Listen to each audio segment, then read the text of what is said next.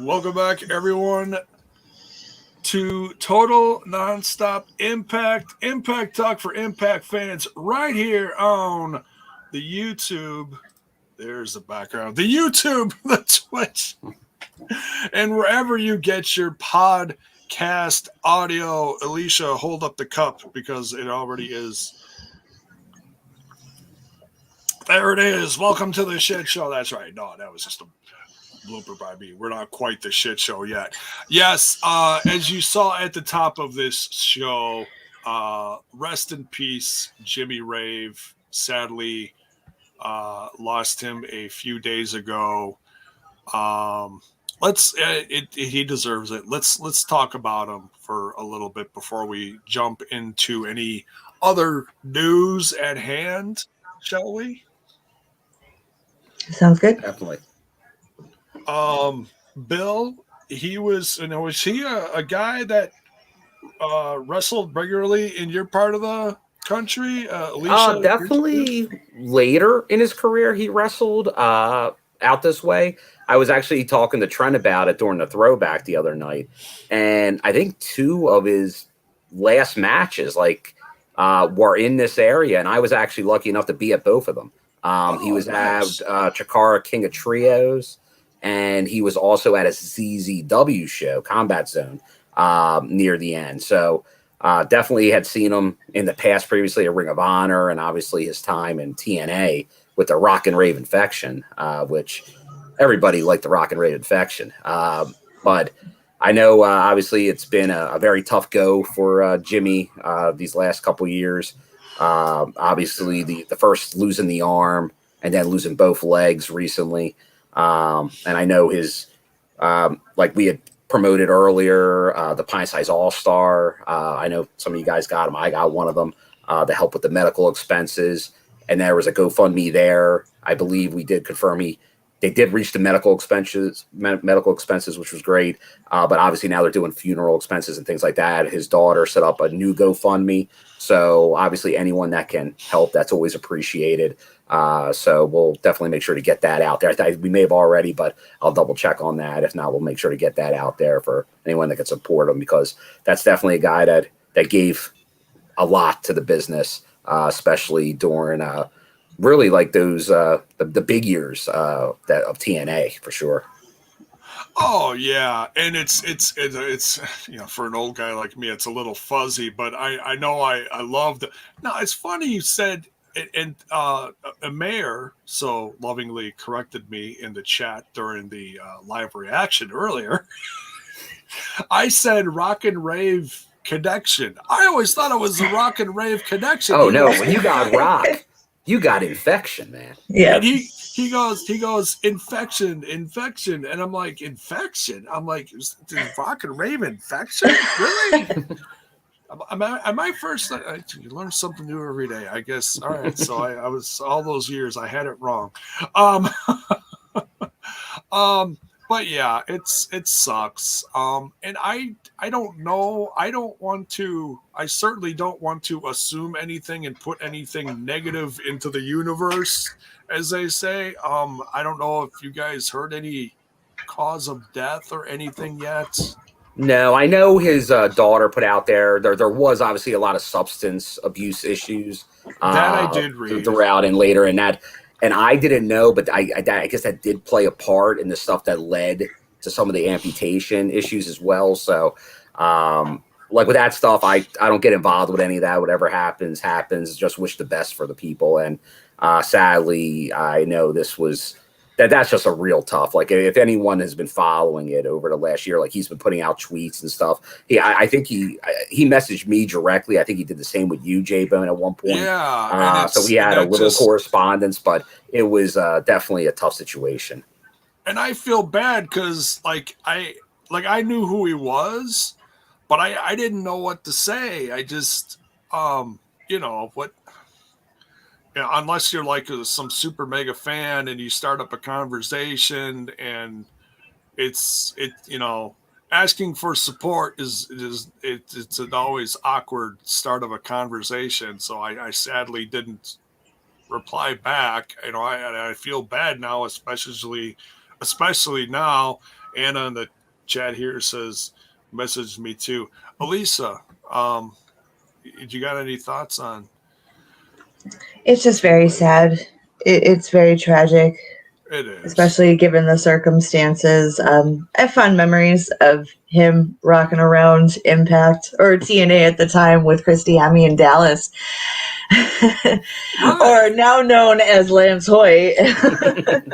Lance Archer, Lance Hoyt, whatever you Vance or Lance Hoyt, Lance Archer. They're a man of many names. Yeah, who are watching in the early Asylum days right now as well, where he had his run there. So you've seen Dallas, love Dally. And then Christy Hemme, who we recently saw make her return at the Knockdown. So these are, we don't forget. I know not everybody knows they had great energy, the history of the company, but that's why, like with Impact Plus, YouTube, Pluto, all these things, you can watch this. Like, look at the company's history. We're at almost 20 years of this company right now. And there's a lot of names that went through here, a lot of people that have helped keep this brand alive. And he was one of them, and he deserves the recognition for that, as well as a countless number of other individuals over the years. But yeah, same thing. It's just thank him for everything he did for this company, for the business, for wrestling. He definitely made it more enjoyable, brought some fun to it, and he will be missed because I think a lot of people, you don't forget any of these guys. They all have an impact on you. So with all the fans, his family, wish them the best going forward. Yeah. Right, and I'm not super familiar like where he all hit in his early stage of his career, but I'm now finding, because now Ring of Honor is starting to share that stuff, and I can't wait to see what else they share. There was some match with Bryan Danielson, and I was like, oh my God, he wrestled Bryan Danielson. And from almost 20 years ago. I can't wait to see that. I think it's something that's in the queue that's going to get played over the next, sometime during the weekend, possibly. Ring of Honor is going to.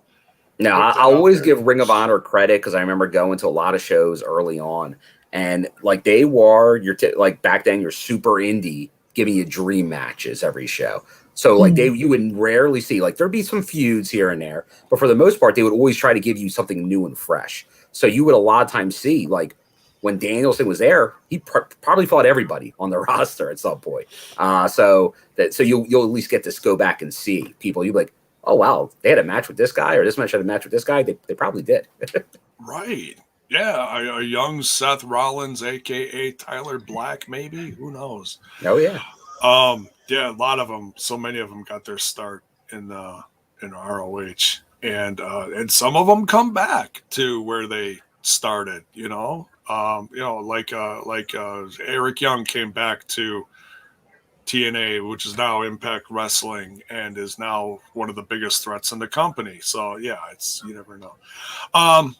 So yeah, rest in peace, Jimmy Rave. I'm sure the stuff has been shared out there in his socials as far as where you can contribute if you want to help. Is certainly harder. Not that any time is easy, but certainly harder during the holiday season, if you will. Mm-hmm. But let's switch gears. Let's should we play? You want to play the jingle? Jingle time. It's time for some J-Bones news. J-Bones news. Jiminy Christmas. And now, the return of J-Bones news. Oh yeah, J-Bone. There's some news tonight, and it's good. Oh, get ready for it, everybody. Here it comes. Searching for my fake wrestling news. Something that maybe this is not something that really got spread around over the last few days a lot. I feel like I'm kind of lucky to catch this, and this is always good news when you see something like this. We are absolutely going to switch gears here. I saw that DDP had a surprise wedding this past weekend. congrats to DDP. Looks Congrats.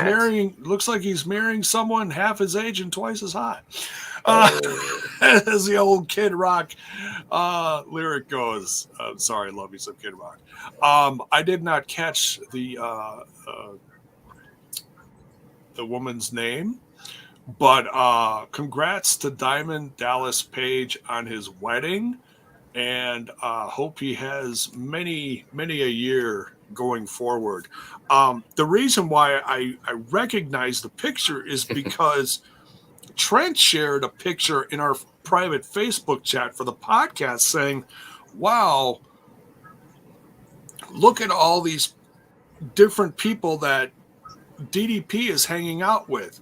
And little did I know, it was a picture from his, what was wedding celebration. You saw W. Morrissey with Enzo,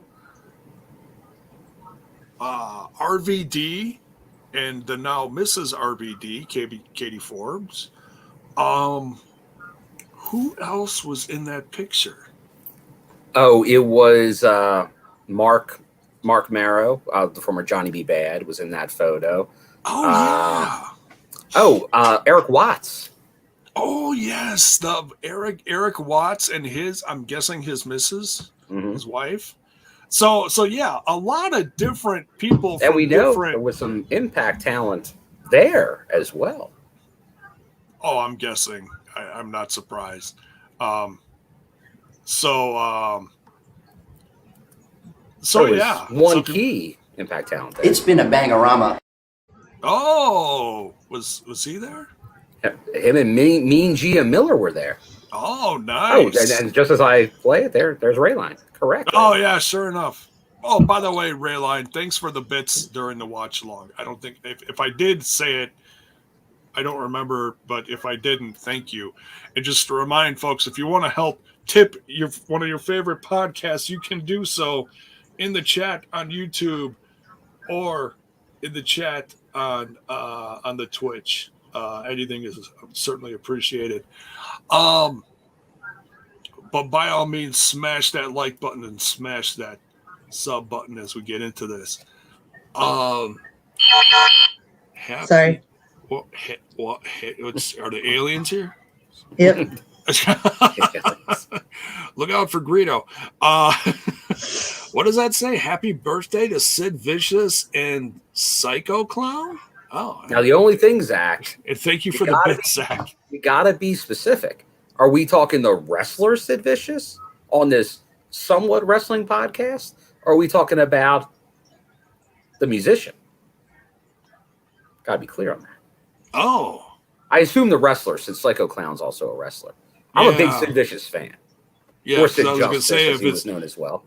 Yeah, I was gonna say if it's there it is. Lord Humongous. Lord Humongous? Is that what he also went by? Where the hell his first gimmick was Lord Humongous from Mad Max. So he had the mask on, like the hockey mask. Like, it's what Killer Cross would have been if Killer Cross would be cool up north. But since he was not cool, he couldn't pull that off. No. Where was this? Oh, you know what? And that could go into some news, J-Bone. What was this in the WWF or WCW? Oh, this wasn't in either of them. When he went to WCW, he was Sid Vicious. This was when he was in Texas. Am I UWF? I someone could correct me. I forget. Or was it triple? Was it WWC?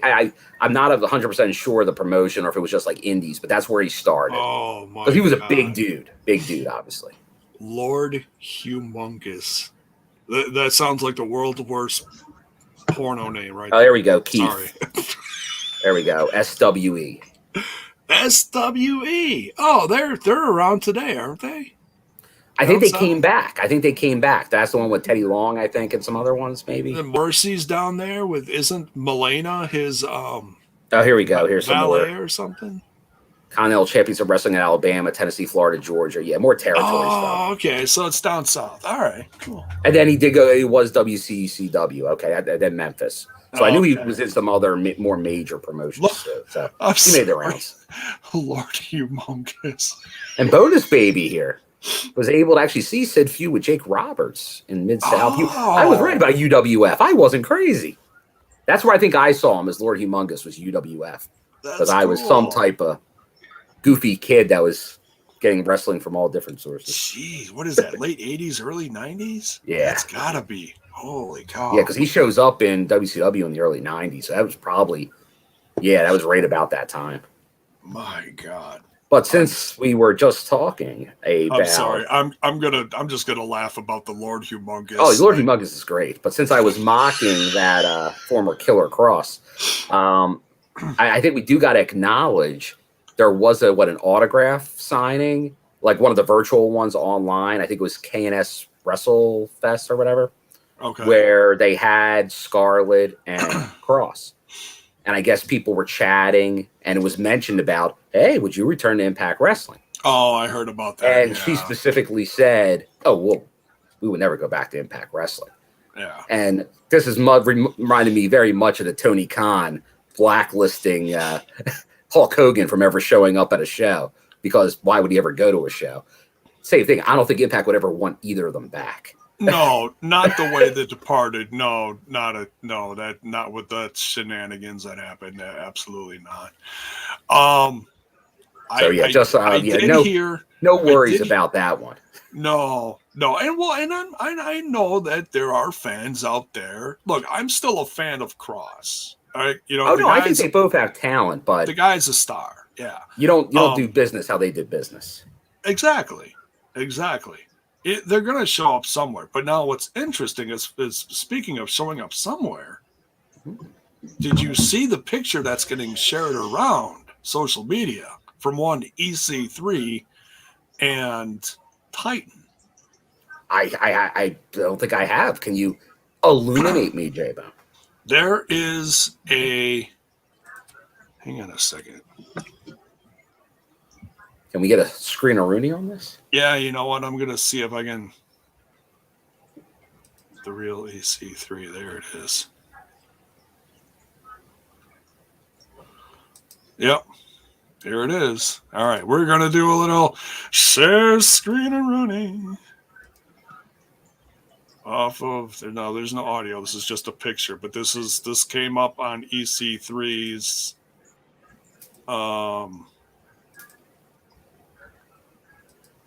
socials 2 days ago. Control your narrative. Part of it. At the top is Titan, aka formerly Braun Strowman, Adam Shear. Next is Cross, and then EC3. So interesting. So that right there kind of makes you feel like, well, if there was a possibility for the Control Your Narrative group to invade on Impact Wrestling, I don't think it's happening now. Well, I wouldn't say Cross being in that picture means he's a long-term. Remember, Cardona did that. He doesn't anymore. But this is true. So this could be he's going to get a one-off and then be done. It could be their next special that they do. I wouldn't go too crazy with that. Yeah. It just especially with the connections we know EC3 has to the company, and all the only rumblings of Titan going anywhere was in Impact Wrestling previously. So there's a little too much smoke there for a possible. And there's already been Control Your Narrative stuff in Impact Wrestling. They already laid groundwork with Moose, who's the world champion. So it makes. Storyline wise, it makes probably too much sense to Impact. So it probably doesn't happen, but I still think that happens. I think that the narrative comes back to Impact in 22 at some point. I think there was just other plans in place that they wanted to do first, like the whole Waukesha thing, and then like step by step work your way somewhere. Maybe, I don't know. What do you think, Alicia? I don't know. I don't know anymore. I don't know. I don't have a great answer for this. I'm sorry. No, it's all right. It's all right. All good. But yeah, I did see that, so I wanted to throw that out there as long as we were on the show. No, I did not see that. I did not see that. So that is it's interesting to see. It is. Well, especially if it's not from a fan. It's from EC3. Yeah, it's from EC3. So maybe he does try to do his own thing.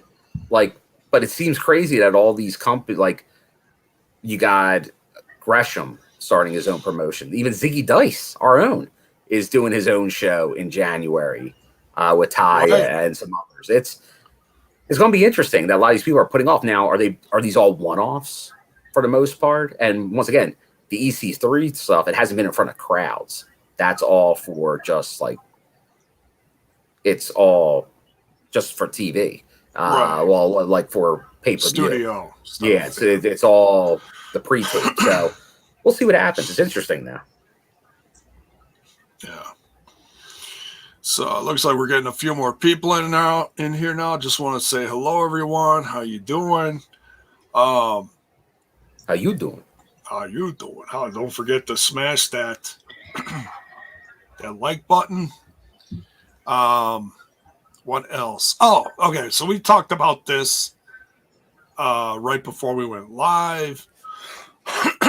As far as like sales stuff, I noticed here on the Shop Impact for any late spenders in the holiday season, I noticed that Matt Cardona's shirt and shopimpact.com is a special now, $5 off. I saw that first through the Impact Insiders. We got that notification.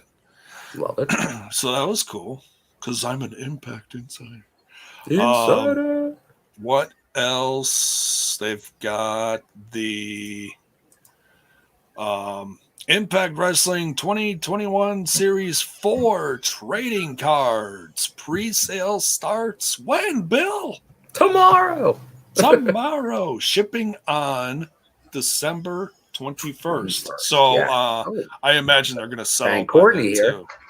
Thank you for the super sticker, Courtney. Super sticker from Courtney. Thank you.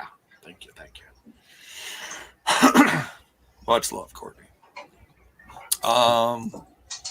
So how many of these sets do you guys have?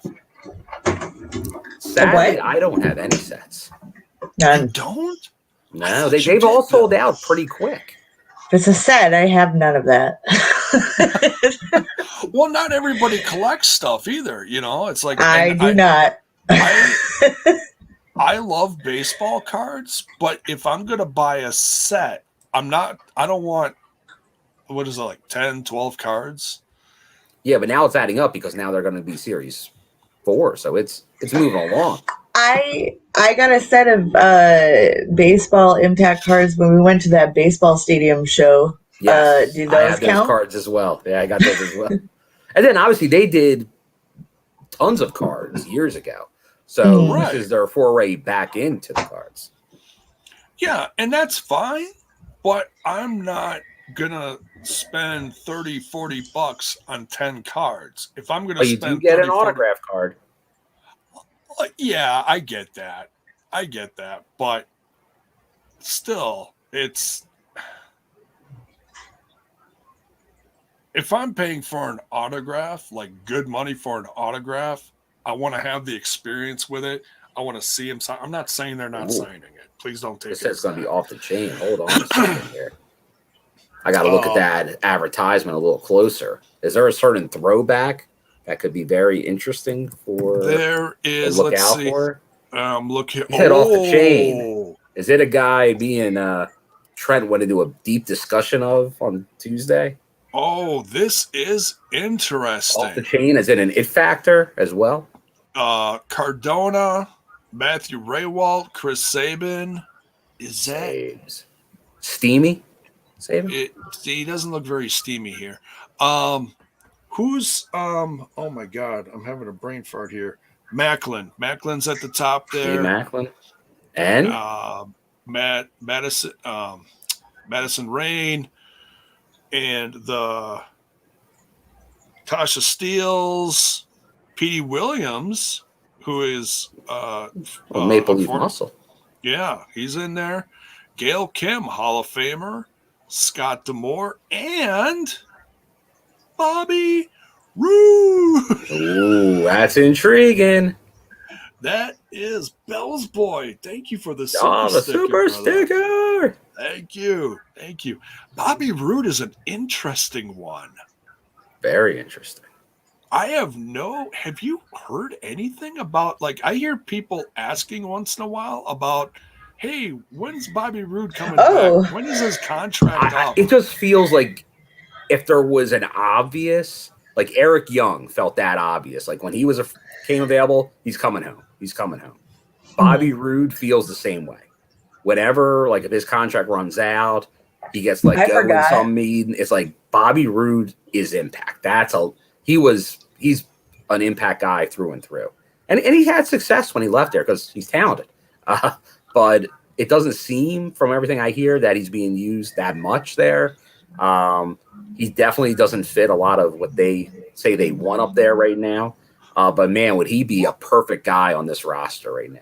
He would be, but I'm going to actually counter what you said there. You said he doesn't really fit in. Actually, he fits in up there? The only reason why I'm going to say that is think about who he's been with. Dolph Ziggler. Okay, I barely know that's who he's with now. So he's I didn't even know he was there. I forget the name of the tag team. It's because how much I watch, but they're called like the Raw Dogs or something. I forget. I don't know, something dogs. Oh, jeez. The Raw Dogs. This is a family show, J-Bone. Jesus. Kid show, J-Bone. What is that? Is that a term for something? Out of the gutter. Moving on. My virgin ears. Sorry. Something dogs. They were on Monday Night Raw. Oh, okay. They were the Raw. Okay, all right. A little double entendre action there. I'm really trying to cover my ass on that one. I am so sorry. Getting flagged. No,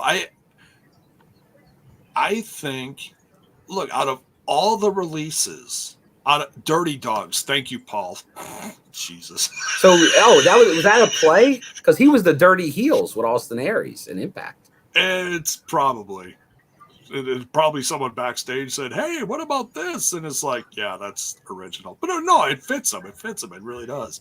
Look, you look at all the releases, the hundreds of releases that have happened over both coming home the last calendar year and a half.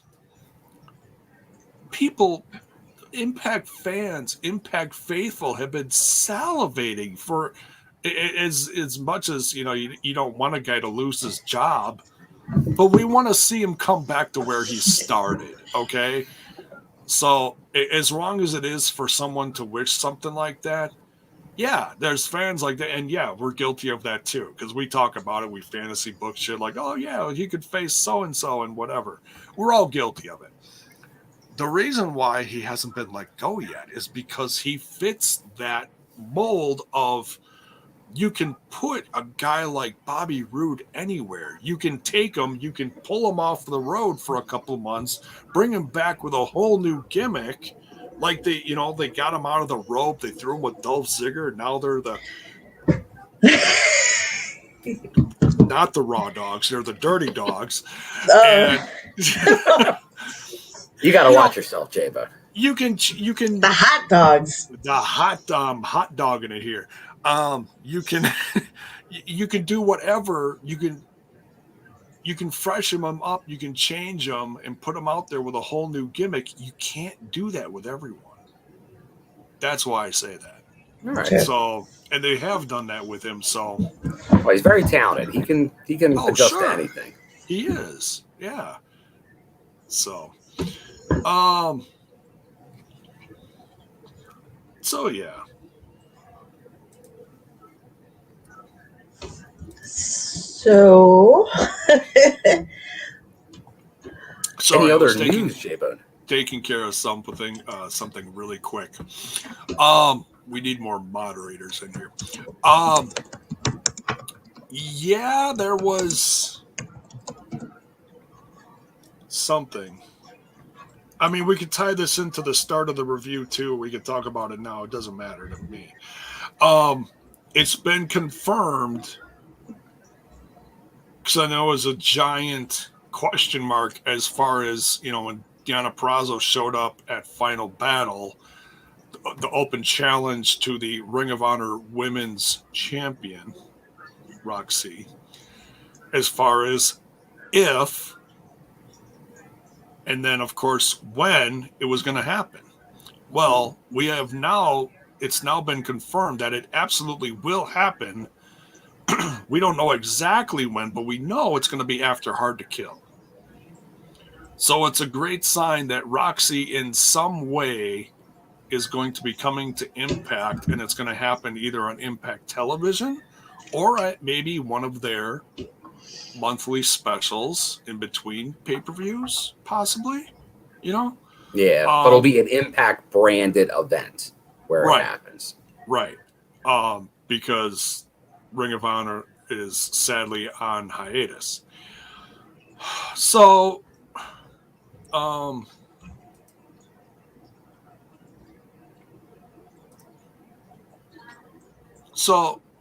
Bill, what do you think about this announcement and the chances? Like, how soon do you think this is going to happen? I'm thinking. Well, first, kudos to the Iceman for the scoop, because you had to watch out. That Gia Miller was scooping them lately, so good for Iceman to get this news. It's what we thought could obviously see happen with the state of Ring of Honor, but Roxy, Texas girl, makes a lot of sense. They're obviously hard to kills in Texas. Not hard to kill, obviously, pretty full card, but the TV tapings the following day. Now, I'm going to give a 98% that it's happening on that day. But does it show up on that Thursday after? Do they tape? Because they're probably going to tape for the next Impact Plus special as well. Could that be a match or a main event, maybe even for that show? Possibly. The only issue with that, if it's not live, the result will get out there. So I'd probably do it on the TV. This would be mine. I'd say main event it the Thursday following Hard to Kill, the Impact after Hard to Kill, the Fallout show, main event it. But they could save it for a special. But I think it definitely will be done in Texas because she'll get a huge face pop in Texas at the factory. Well, and I could see a lot of different things happening at that show, as in, hey, you think of how good Deonna Purrazzo is. Obviously, the odds are stacked against someone like Roxy. What if Roxy doesn't come alone? What if she brings some Ring of Honor ladies to back her up in her corner for this? Okay. Like this? What do you think about something like that, Alicia? That'd be cool. Who do you think it would be? Who could it be? My first, and I don't know all the ladies on the Ring of Honor roster, sadly, because I wasn't very in tune with it during their comeback, during the Panini. Trying not to get flagged here. It's a big Panini. It's a worldwide Panini. I'd love to see the lady who was in the ring with her at final battle, Willow Nightingale. Yeah, she's who tremendous. Is another name that when Deonna was promoting Roxy early last year, that like women to look out for, that Impact should be interested in signing. She mentioned Roxy and Willow Nightingale, so there you go. That could definitely be a possibility for sure. I think they'd probably be interested in Miranda Alisays. I think she worked. I forget if it was TV or just Explosion at the time, but she definitely worked some matches for Impact in the past. So I could see that possibility as well. But our buddy Eric down in Florida has seen her a lot because I was gifted. Amber Nova. Yeah. No, Miranda Alizé. Oh, okay. Yeah. I'm not familiar with her. She's got that red hair. She stands out. Oh, you might be thinking of what's her name? Is that not Evilise? No, I'm thinking it's she has red hair now? I didn't know she had red hair now. Yeah, Miranda, she used to have jet black hair. Now she has bright red. Okay, I remember the jet black hair. See, Speaking of red hair, this is totally random and off topic, but in the I keep calling them the Iconics, but in their entrance video, who's the redhead singing the song? Oh, it's a pop star. I believe she also. I don't know if she's wrestled in the past, but she's going to be wrestling in Rawway in February. Is that the girl who's in the music group with Scarlett Bordeaux and Shotzi Blackheart? Oh, she did that video for them as well, yes. Okay. And here we go, Harley Cameron. Thank you. Okay, thank you. Thanks for the She's got a cool look. I mean, red hair is awesome, so. Stands out, yeah, it's lovely. And we can't forget the former, 5-time knockout champion, Angelina Love, was in Ring of Honor as well. Yeah, that's true. Yeah, I she mean, could come back and team up with Madison Rayne. And Tenille can join that. It would be a nice little angle to do with the inspiration, at least like a short-term feud. If anything, to put the inspiration over even more. There you go. Maybe get Velvet Sky back in on it. Yeah, one of the some of the highest rated segments in this company's history is Beautiful People segments. Bell's Boy says Mandy Leon? Well, Mandy Leon was the other member of the Allure, the Beautiful People version of Ring of Honor. See, and I'm not familiar with how good she is in her ring. I don't really. She was pretty much a Ring of Honor the whole time. Okay. That, they were doing women's wrestling. Yeah. Jody Threat's been in the Midwest a lot here in AAW. Great name there, Critical Sting. So, yeah, there's plenty of women on that roster that could come up and make a impact part of the plan. There was something else I was going to talk about, and I can't think about. Is it regarding the Hard to Kill card? Oh, go ahead. No, it's actually, it's someone that was in and out of Impact Wrestling, was now just let go from WWE. One half of Team Extreme, Jeff Hardy. Mm-hmm. Oh, yeah. Okay. Has now made it back into the public eye. And sadly, I'm missing it right now because he is in Milwaukee tonight at a live concert at some theater on the east side of Milwaukee. And let's see, he's going to be in a handful of others in the Midwest over the course of the next few days. Excuse me. Chicago is one of them. I believe Iowa, something like that. If you go to Matt Hardy's socials, I'm sure Jeff shared them too, but Matt Hardy has done him a huge favor as to, show him some love and support and to get the word out that that Jeff Hardy is on the road again. And so he didn't have a 90-day contract clause, no 30-day? He does. Okay. He does. Is he performing music? It's with his band. Oh, okay. And That makes sense. I'm hearing it's acoustic. I don't know if it's like a full set or what it's a meet and greet of sorts too. Intimate places, not super huge, I don't think.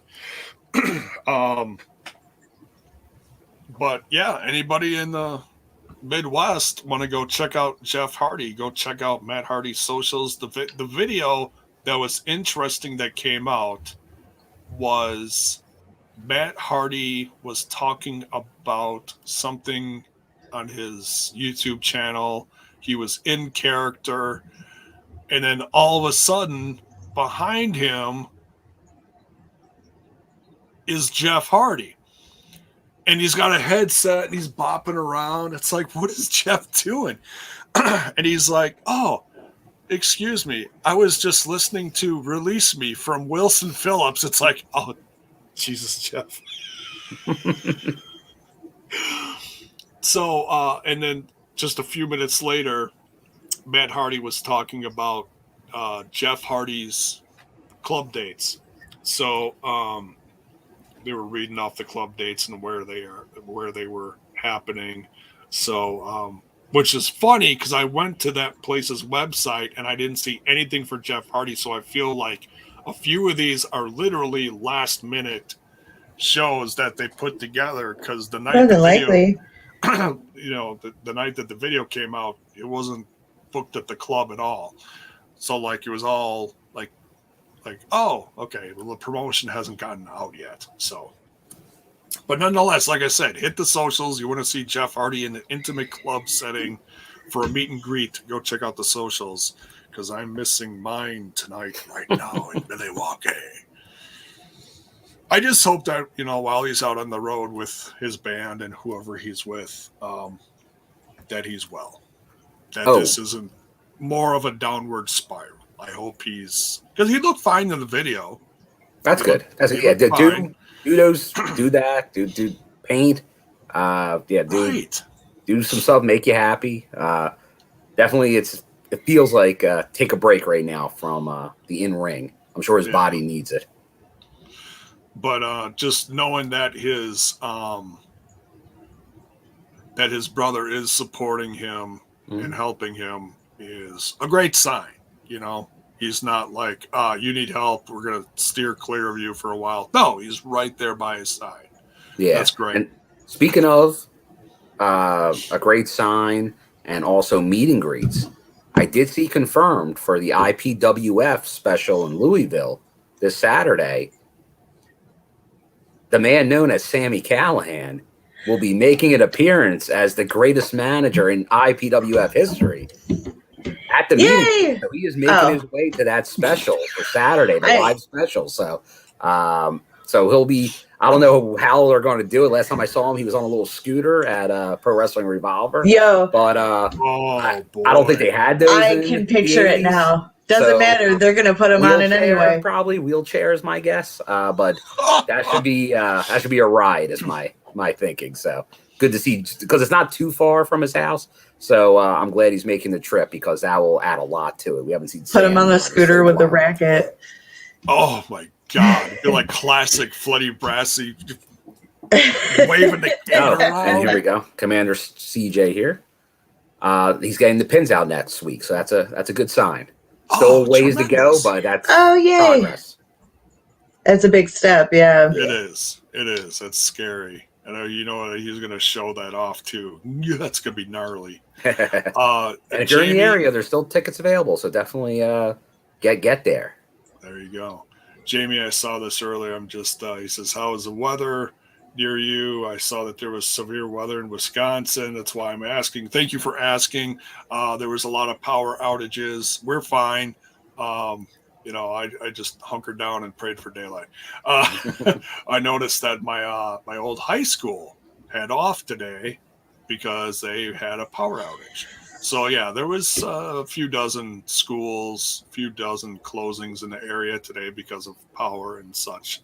There was no tornadoes that whipped through here. Luckily, prayers out for Kentucky. Man, they're just a pile of splinters. It's sad. Very sad. Oh my God, I saw the pictures. Horrible. But yeah, we're good. We're good. Just kind of messy around here. So nothing too horrible. Did you guys get hit with anything? No. It's been decent over here. We had some crazy weather months ago, but it seems like it's been although it's been crazy, like it was in the 60s today. So weather is crazy. Like it looks like we're not even looking at snow anytime soon. So. I'm mad about it. Mad about it. You guys got hit with that today. We had that yesterday.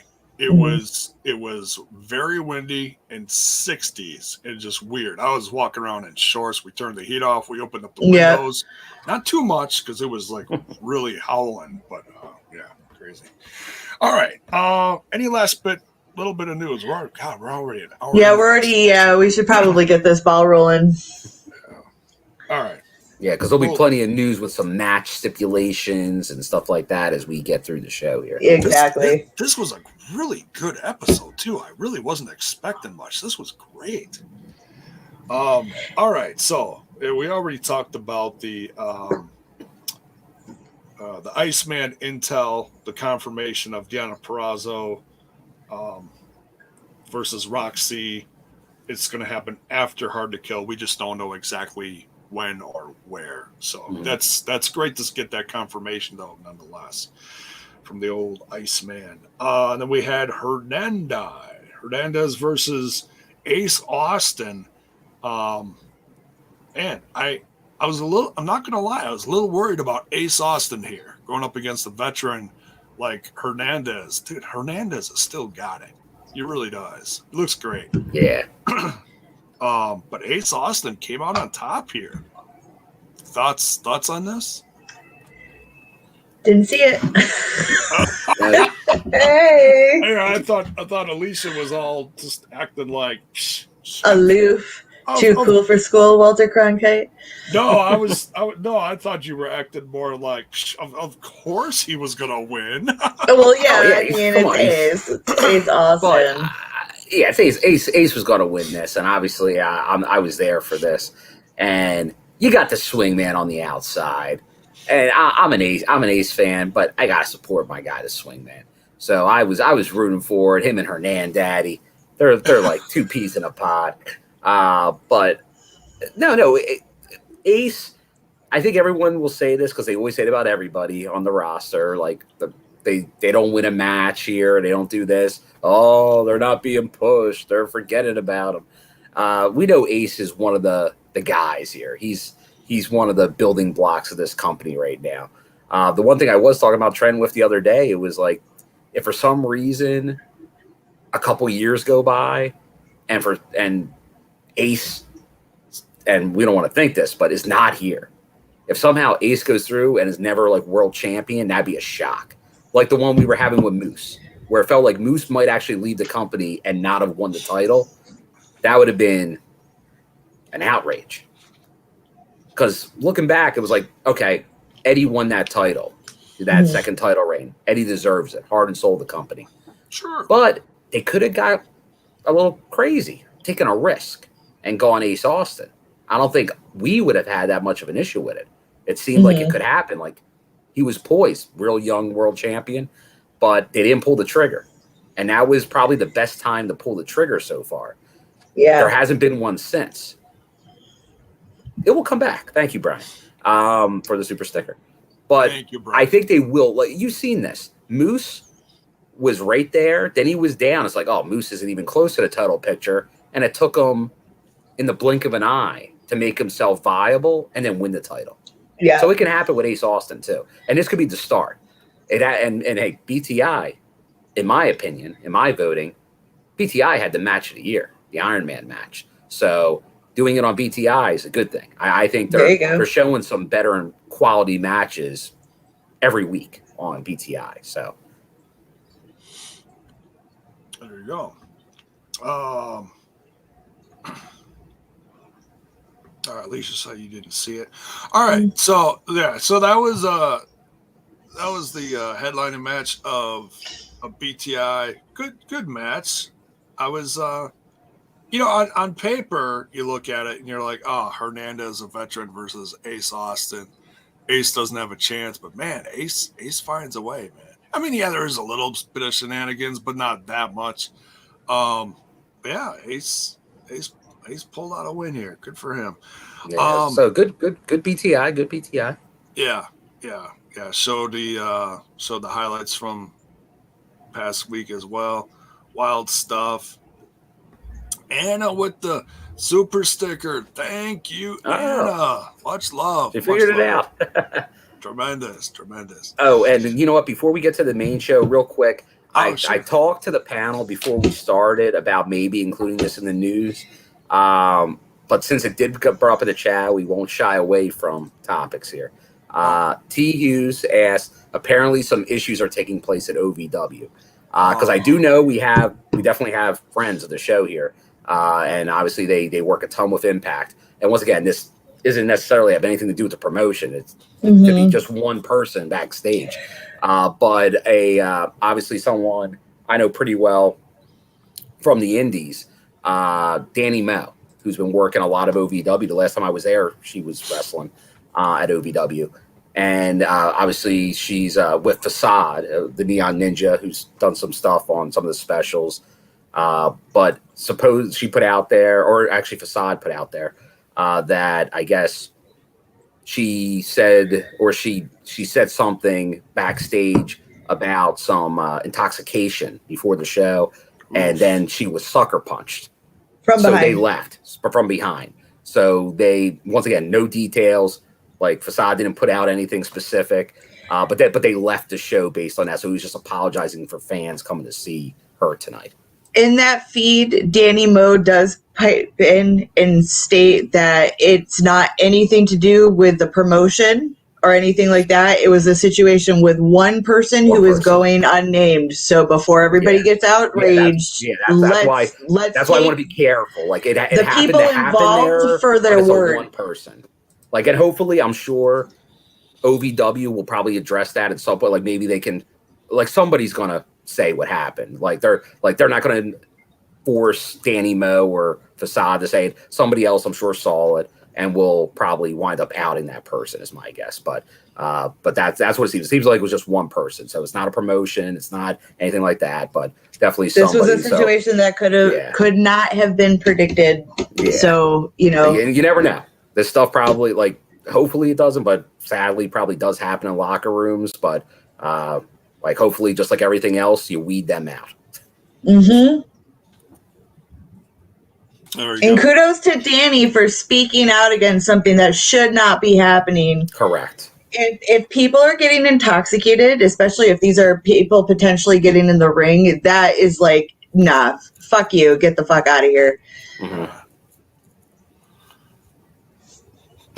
Paul Nelson with a bold statement there in the chat saying Ace is better than MJF. Oh, I'm going to let you guys in the chat duke that one out. I am not going to.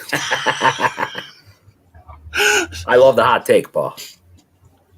I would say they are both very prominent in the brands that they are in. They're top talents in their own rights. Yes. But could we see that somewhere down the road? Fantasy book them somewhere. I'd have to look back. Have they crossed paths? Like in MLW, he was done in MLW when he was really taken off in MLW, I believe. So they probably didn't cross there. But could they have crossed it in Indy somewhere during that time? Maybe. I'm not sure. But yeah, who knows? Could be, yeah. As far as the other MJF news that's been out there recently, I'm not going to jump on that tonight. not the time or place for it, but I know his name's been out there a lot. All right, so then we start out the main Impact Wrestling show tonight. They give their short but sweet Jimmy Rave tribute, which was great to see. They didn't forget about him. Good stuff. Rest in peace. We kick off with a hot match here.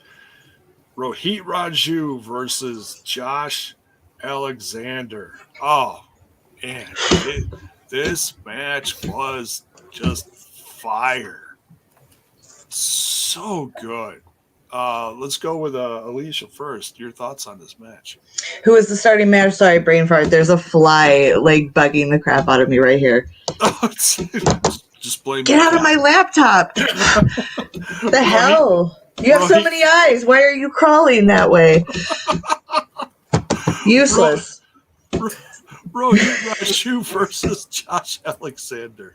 Oh, okay, yeah. So this was a match that I was really excited to see. Of course, my money always rides on Rohit, whether he's going to win or lose. But yeah, this was a great match and a fun way to start the show. Bill? Turn that frown upside down, my man. Well, yeah, you can't go wrong. Good choice for starting the show, because obviously Josh Alexander, a lot of momentum right now. His case to get back on top. We saw what happened. Poor Lawrence D did not. Rohit gets this match with Josh. I'm hoping Lawrence D gets back in the picture soon as well. But Rohit always great in the ring. Josh Alexander, he definitely he there's not a bad match with Josh Alexander.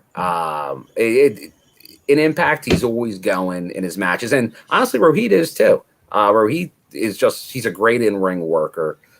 These guys probably in AAW have had a match, I'm assuming, maybe a few matches. So they know each other pretty well. You could tell there was good chemistry here. Obviously, Josh gets the win here in his working towards Jonah and whoever else knows going forward, probably the world title again. But no, this was a great way to start the show. That really got you hooked from the beginning. It was. And I was saying something as this match was starting. I had like this eerie feeling like this match wasn't even gonna finish. Like Jonah was gonna sneak up out of somewhere in the crowd. Match was gonna get just, ref stoppage or whatever. No contest. I felt like it was gonna be one of those, but this match did stop, and there was no sign of Jonah. I was really, not that we have to have like Jonah attacking Josh Alexander every week, but now like Josh wasn't even around last week, and he was all wrapped up, and he was really selling that attack from Jonah. So I felt like it was a great opportunity for Jonah to like come in and like play head games, show up, stare down something. We didn't get that. All we got later was a Jonah promo, which was fine. At least we got that, because so it's like it's still fresh in your head going into the holiday season before. Hard to kill. So, but yeah, solid win out of Josh Alexander here. But man, I was so impressed. He's a top guy in Impact Wrestling, but I was so impressed, and I said this during the watch long, so impressed with Rohit Raju. The psychology of this match played to the injuries of Josh beating him down, attacking the ribs. Oh, just so good. So good. It's like I always say, like working the limb, that kind of psychology. Great stuff. Gia Miller with the Good Brothers and Violent by Design in a backstage segment there. And you could sense the tension between the two groups, but basically saying that there was no trust between them, but that they were working together for the sake of business. So that was, interesting, because I'm like, okay, where is this going? Is this going to lead to like some giant like 5-on-5 or 2 tag teams versus 2 tag teams at the pay-per-view? I'm trying to figure out what's like the end game here. Usually it's pretty easy, like, oh, okay, this is going to lead to multi-tag team match at Hard to Kill, but this feels different. I don't know where this is going. It's weird. And not sure who's should be exciting to see the build up. Yeah. But nonetheless, we're getting and I had forgotten about this because I didn't really pay that much attention to the card going into this. We're getting Gallows and Doering in a match later versus the Soldiers. Oh, speaking of Doering,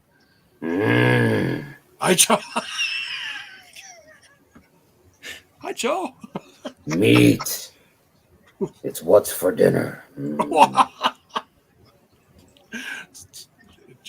Joe's obviously not a vegan. All right.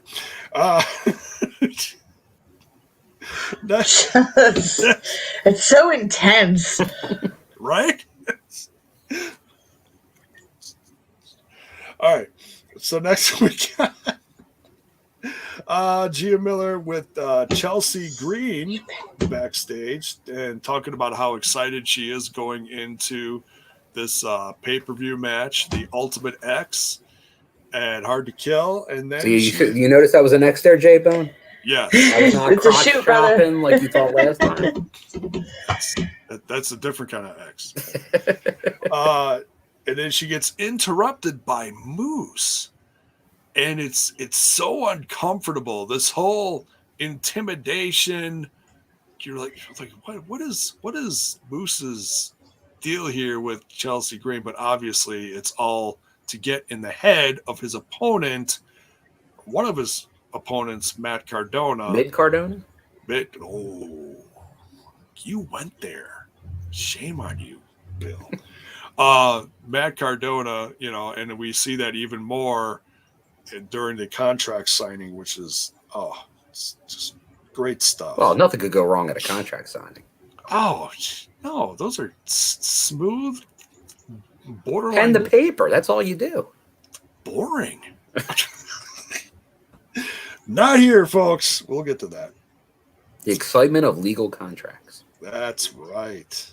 Leave the lawyers out. Let the boys take care of it. Joe Doering and Doc Gallows versus Rich Swann and the Mack, as I like to call him lately. It's just because I miss Lucha Underground. VBD coming out. Hair on your booty cheeks. Oh! It's good. Thanks, Mac. Thanks for that. Thanks for the memories. Karl coming out with Doc. And man, this was a fun tag match. And so apparently Joe and Doc can work together.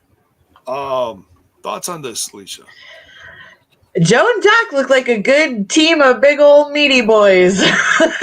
Right?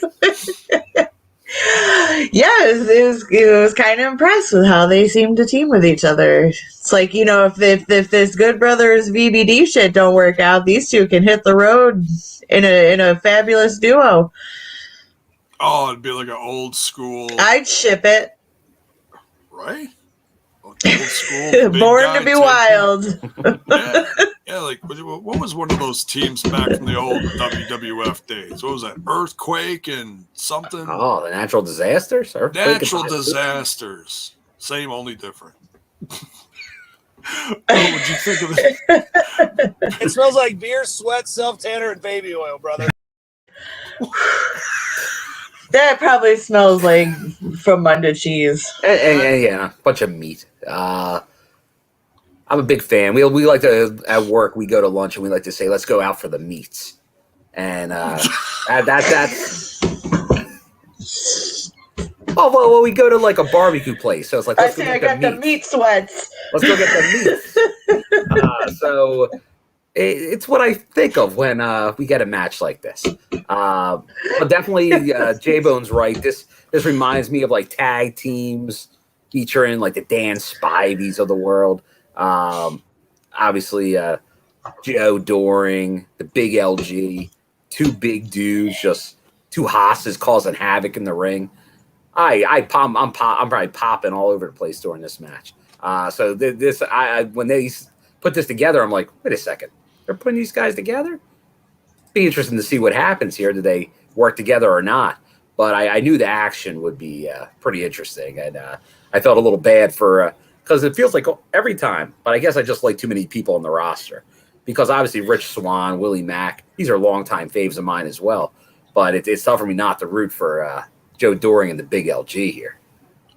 Oh yeah, I hear you, and I just love how much they've actually. I mean, they really, we were waiting for a long time to see Willie Mack and Rich Swann become a successful tag team. And they're great together. They even got the gear now. Because for a while they were tagging together, but it still didn't feel like it was really glued together. But now they got all the different colored jersey that they come out looking together. They got the just all the, they just look like they really fit now. It's good stuff.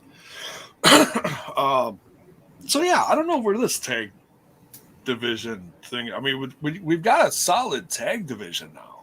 It's just I'm not sure where it's going into the pay-per-view, but nonetheless, I don't know. They're doing. It's interesting. That's all I can sum it up as. They're taking an interesting angle with this whole tag team division. Right. So let us know in the chat. Where do you think this is going? What do you think the end game is? What do you think? What do you think, Joe? Where's this going?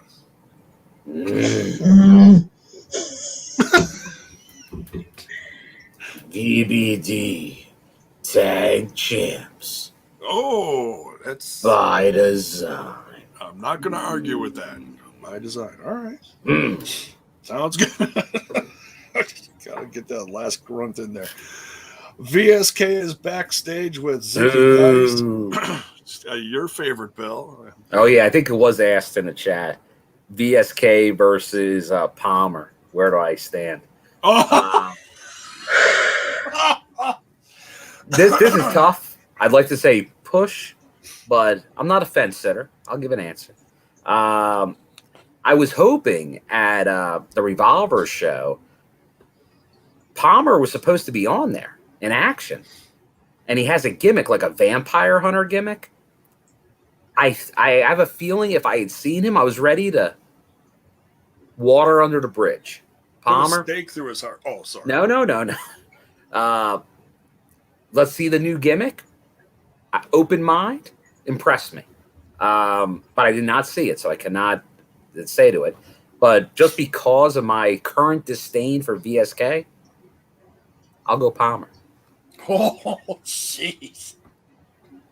And the disrespect he shows Ziggy Dice, my bowling partner. Your bowling partner. That's it. You draw the line. Draw the line down the bowling alley.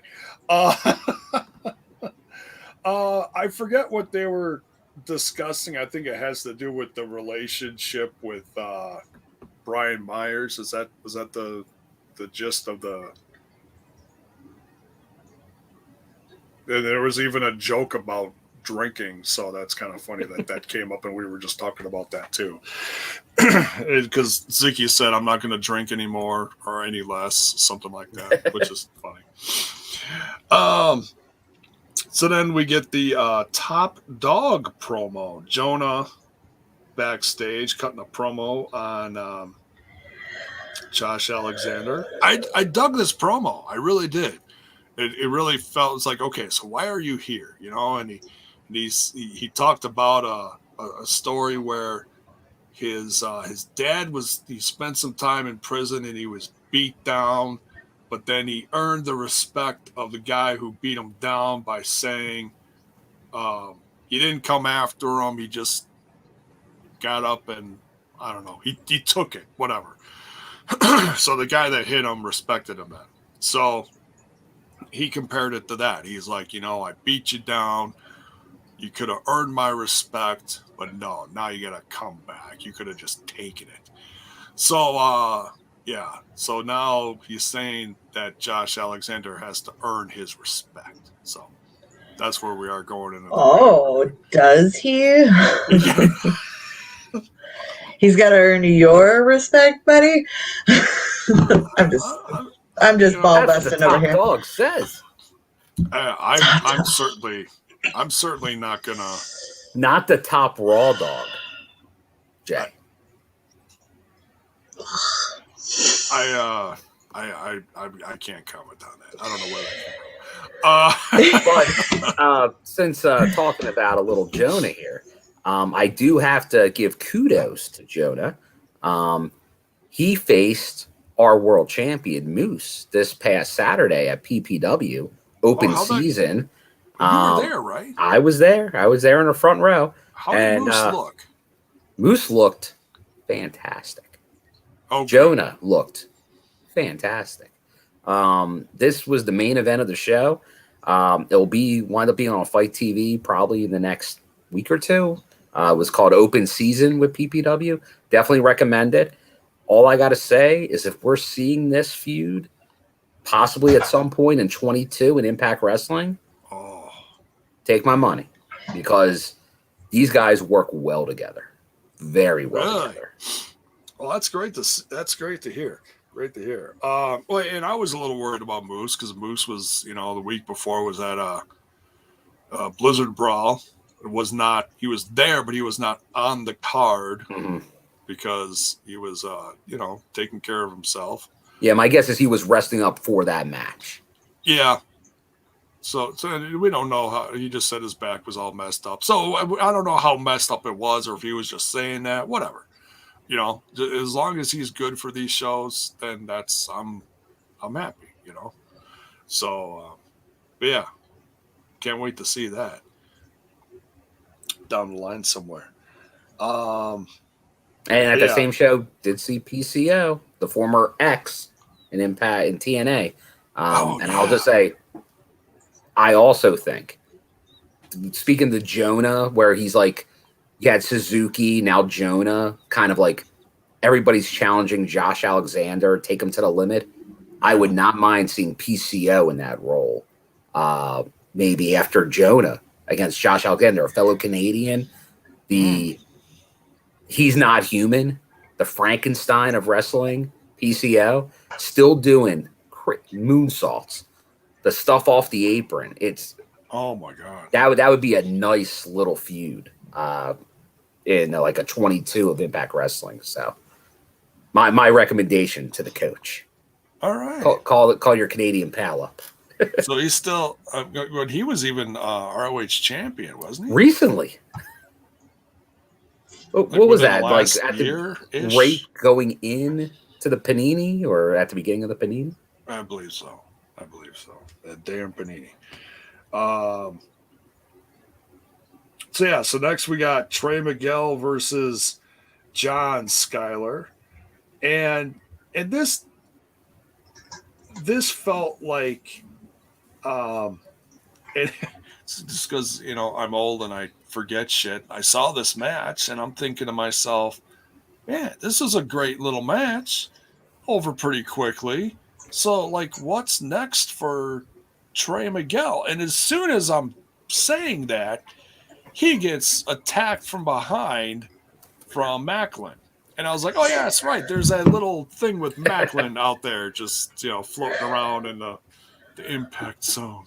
I'm an idiot. And so he drags the Impact champion off stage with the belt and has him cuffed up backstage, gagged, blindfolded. This is not a pretty sight here, folks. I mean, it's like the next worst thing to what was that during the Vietnam War? They did the water torture or whatever it was.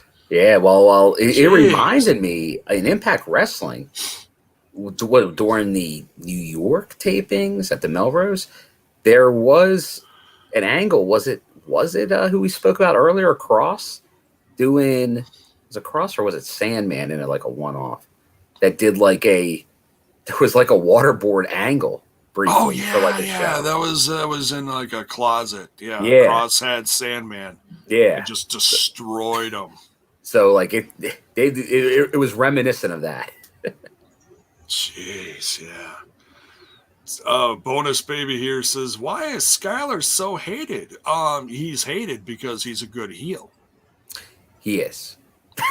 He is. I mean, he's been around. He's still very new to Impact Wrestling fans, unless you've seen him around the indies and the areas he's been. And I was a fan for him like a handful of years ago, seeing him on Flow Slam and stuff like that, and those indies that were on that streaming service. Yeah, and that's the thing. Like is doing a great job, and it almost comes off naturally. Like, he brings heat, and it's his mannerisms, it's how he reacts to the crowd that was bringing him early heat. Like, he got that huge win over Mack Cardona very early, and it was like, what? What's this? Like, wow, why is he getting this win? Why should I be invested in this guy getting this win? And then he played it off great for you not to like him. So then it just got bigger and bigger and bigger.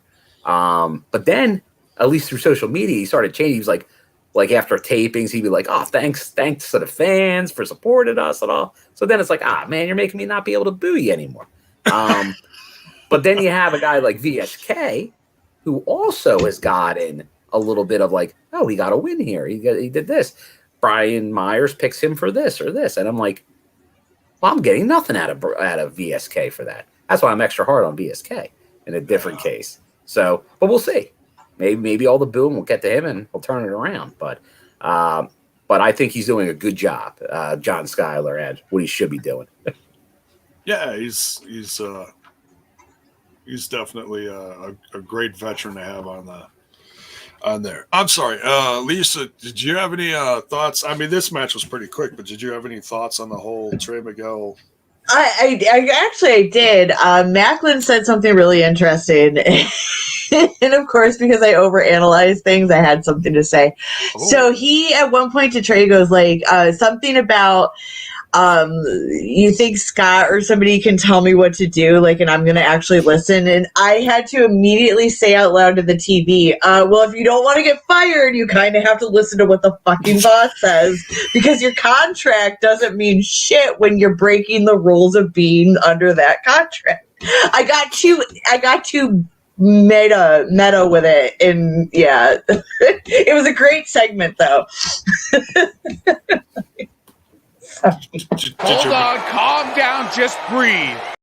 Yeah, I know. See, that's what I mean, though. It's like I got too analytical with it. It was like, oh my god, in real life that would never fly. Like it was like K-Fab and real life were blending, and I couldn't get out of it. It was great.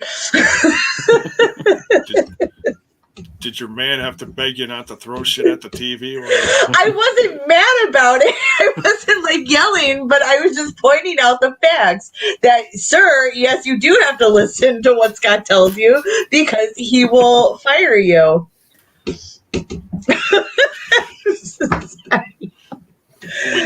Alicia's doing the whole standoff, 1 foot in front of the TV, like, hold my scarf! It's not scripted. It's real to me, God damn it. No, it's still real. Sorry. Moving on. Alicia versus TV. Next here on TNI. Next, we got Chris Bay with Hikuleo versus Laredo Kid. Man, just when I thought that we weren't going to see anything else in this episode that was going to be like worthwhile, or to keep the interest really going into the holidays, because we're going to have that little break in the tension, right before the pay-per-view, which is a little you want to see it keep it going week after week, like they want to keep the interest and everything. But yeah, we're going in the holiday season, so they're going to do some stuff just because they know they're going to lose some viewers. So we're going to put some stuff on TV that's not going to be as intense. We're going to have some awards and some best of stuff like that. But here we have Chris Bay versus Laredo Kid. Absolutely amazing X Division match. I love this. And you had a handful of people in the crowd cheering for Laredo Kid, while the rest of the crowd is all about Chris Bay. But you got to remember, this is Chris Bay country here. Man, and Hikuleo is paying dividends at ringside with all of his shenanigans against Laredo Kid. What do you guys think of this match? I love this match! universally. There we go. Yeah. Oh, it was a fantastic match, but I gotta admit, I kind of miss Chris Bay when, like, not Bullet Club Chris Bay. That makes any sense. Okay. Solo finesser. You prefer him solo because he's got such a good character that it seems a little dimmed with who they're pairing him with. It's nothing against who they're pairing him with, but the energy is just not there for me. Okay. All right. Bill? I did love this match. Me and Steamy Saban are in agreement here. And Chris Bay, it's interesting. Because I do hear what Alicia's saying on the Chris Bay solo. Because when you're in Bullet Club, you're Bullet Club. That's the act. Now, Chris Bay is a big part of the Bullet Club in Impact right now. Hikuleo is a big part of it. El Phantasmo, when he's there, is one of my favorites. I'm a big fan of El Phantasmo because just he's so good at a modern day heel. But you become the Bullet Club instead. That becomes bigger than you as an individual character. So, but it's going to add, like, there's going to be, like, Chris Bay is not going to be in the Bullet Club forever. But that will add to his character going forward. So I think it is the right move. Like, he's a good ambassador to be the guy for Impact as long as they're working with New Japan. So I do think that's still the right way to go. I don't know if you don't want to get crazy like the old NWO and stuff like that, where you have half the roster in the Bullet Club. You want to keep it manageable when they have, like, if they're going to have a return from New Japan guys coming in like El Phantasmo, then that's probably fine. But if not, they probably need to add another wrestler on the current roster into the Bullet Club at some point, just to add something to it as well, to make it interesting going forward. But once again, you get Chris Bay in a match, they can go. And I think they're still building up where you do have a tag contender there when Hikuleo and Chris Bay or El Phantasmo. I think they are a viable threat to the tag titles. Oh, definitely. Yeah. Yeah. I'd love to see that. Yeah. Bonus baby here. Nobody sack punches like ELP. He's a master of it. Which is a move that, like, when wrestling started to overdo it, but he overdoes it for dramatic effect. Like, it becomes like he's making a joke of it by, like, I'm going to do it about 5 times in a row. Like, so he like kills it. He kills the gimmick. But like when big matches would end like that, and I think a lot of people know the stuff that gets under my skin a little bit in wrestling, like the right now, what's in vogue in wrestling, and Impact doesn't do this much, but on the indies, I see it a lot.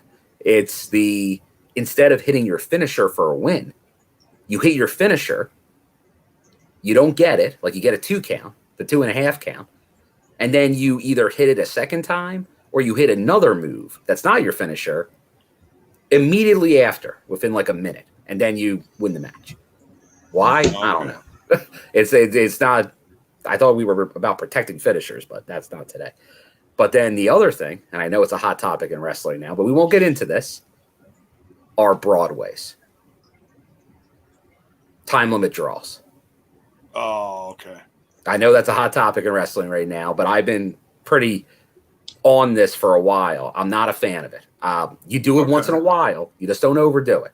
I get, like, throw in a DQ finish. Throw in, like, if you don't want to have result, I get it. But time limit draws, I've probably seen in person about a half dozen in the last year. It's too many. It's becoming too. You got to learn how to book. If you don't know how to book, that's an easy out. Don't overdo it. Right. That should be very rare. Like Full Metal Mayhem, once every 5 years rare. Right, and AEW's done it like twice within the last month. Yeah, you can't do that. With the same guy. And I've seen independent promotions do it too often as well. Because it's a way not to, is a way to protect everybody. I get it, but you got to give me a DQ finish. Give me a count out. Give me something. You can't do broadways that much. Right, and I don't want to get on an AEW thing here, but I heard other people talking against that, but I can see that, and this isn't just me putting over AEW. I can see both sides of what happened because I heard like arguments on both sides of it. So, but I do agree with you, Bill, as far as doing it too much. I knew when we were talking about it in passing, probably a couple weeks ago, like I thought that would be the finish because I didn't think I think I specifically said they booked themselves into a corner with that, and they had to do it that way. And I was like, but luckily, Impact's not doing that, which is fantastic because that's just a big pet peeve because it's so easy to do right today. Right. Because for the most part, people are okay with it, and that's fine. Like it happens, but it's got to be special. It's got to be special when it happens. Yeah. So, but yeah. So Chris Bay beats Laredo Kid. Phenomenal match. Match of the night. Your match of the night. Interesting. I'm gonna go match of the night, and I really love the tag match with Doering and the Big LJ. Okay, all right.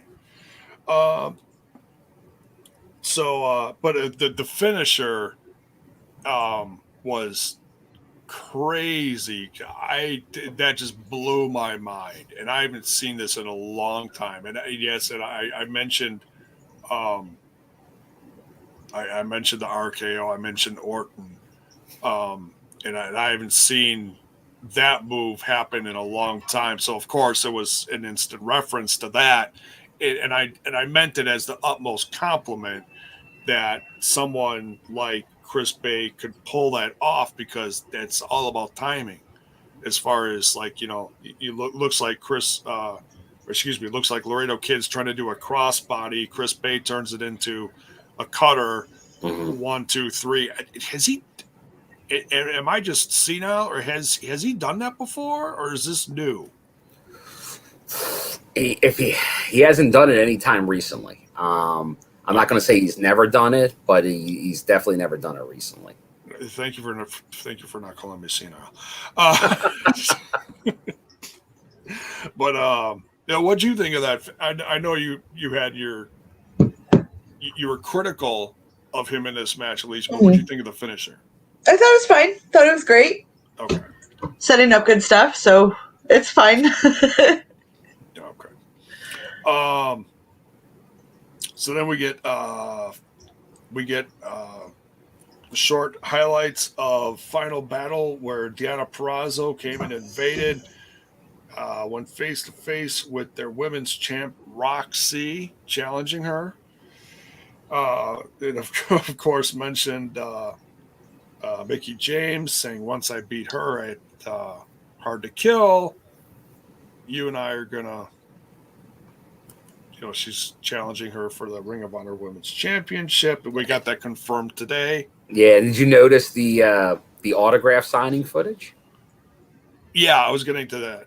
Okay. That was a lot of fun. That was Mickie James approaches Deonna Purrazzo and Matthew Raywald while they're at some autograph session in Vegas, and then Deonna Purrazzo later attacks Mickie James as she's walking away with her championship. Of course, Matthew Raywald was comical, like, just agreeing with everything.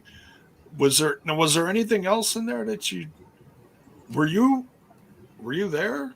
I was there. I was there for that. Yes. Okay. I didn't notice if you were in the background. I don't know. I'm not sure if I was in the background or not. But it was interesting. It's kind of interesting to see that all unfold. Okay. Because it's always like you felt it, like it could happen. But yeah, I was I wasn't right at the front of that line, but I was kind of turned around, so I wasn't sure what might be seen or not. But yeah, I was there, and it was definitely entertaining. The outside the venue always adds a new dynamic when you see people getting into it outside the venue. that Skyway, we had the parking lot match with Eddie and Morrissey. So definitely some entertaining. And now that it's got a new stipulation now, this match. Hard to kill. Ooh, baby. Alicia, what do you think of that stipulation that was added to that? What was the stipulation again? Sorry, brain fart. Texas death match. Oh, what is a Texas death match? Because it's going to be in Texas. Oh, okay. If we're just going to simplify it, then I think that's genius. Okay. Is that good? That's fine. Just, hey, thanks, Scott. Yeah, good thinking, Scott. It's a last woman standing match. But then you must be pinned and then a 10 count. Okay, well, that's fine. That's good. I like that. I thought one of them was actually going to die. This is going to be the second last woman standing match in. Well, yeah, but it's technically like it's under the different name, but that's the difference. It's pretty much last man standing with just the pin first, as opposed to just being knocked out. Okay. I get that. Right on. I like them both. I don't want to see either of them die. You don't want to see that. I am the f***ing greatest. There you go. Hardcore country. We did get that. Texas death match.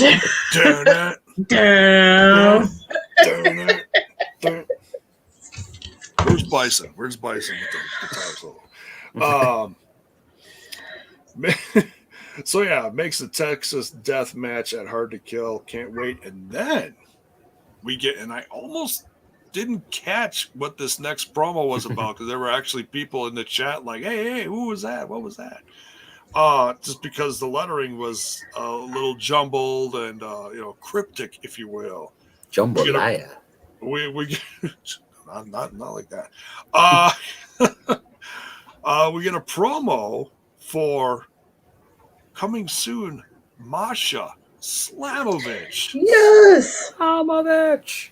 So yeah, very excited about that. No bonus baby. He says everybody dies. No, that's for someone else.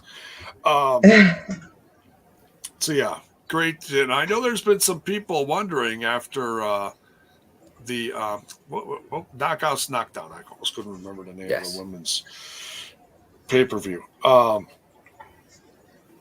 Wondering, where she was. And it's like, well, you got to take time to bring them in.